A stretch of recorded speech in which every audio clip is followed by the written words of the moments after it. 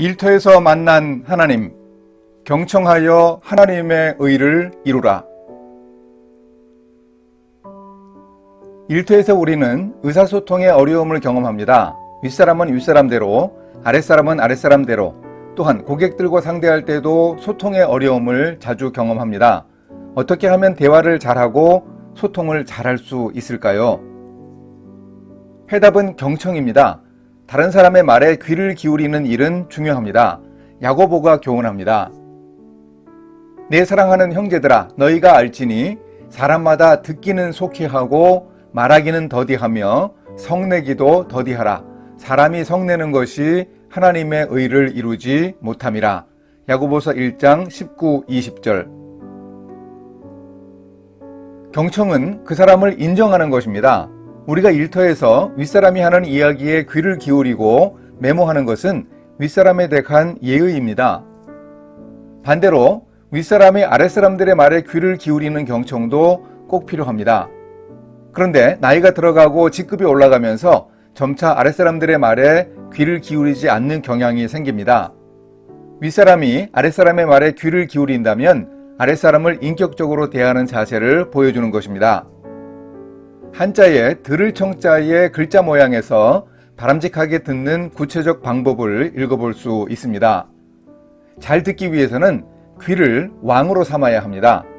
말을 하려는 욕구를 참을 수 있어야 귀를 왕으로 삼아 잘 들을 수 있습니다. 그리고 눈이 10개나 되게, 즉 눈을 크게 뜨고 그 사람을 주목해야 합니다. 경청에서 눈의 역할도 중요합니다. 그런데 말을 하며 특히 윗사람의 얼굴을 계속 바라보기는 쉽지 않습니다. 적당하게 시선을 돌리면서도 눈을 바라볼 수 있어야 합니다. 또한 한 마음으로 대화에 집중해야 합니다. 진심으로 잘 들으려는 생각을 가지고 있어야 합니다.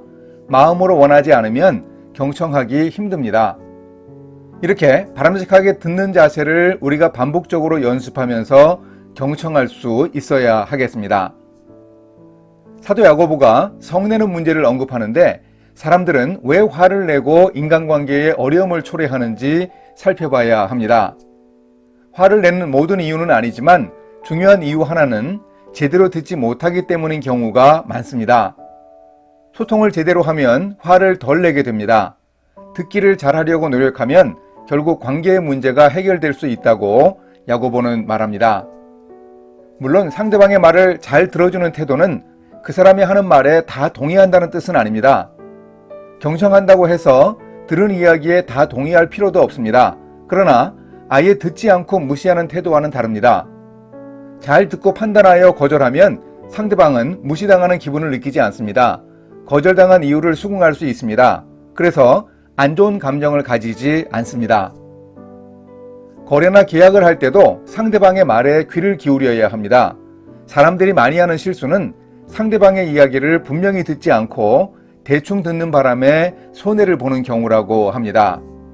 그래서 대화를 할 때 자기가 말한 시간과 들은 시간을 확인하면서 말하기를 조절하는 방법도 효과적입니다.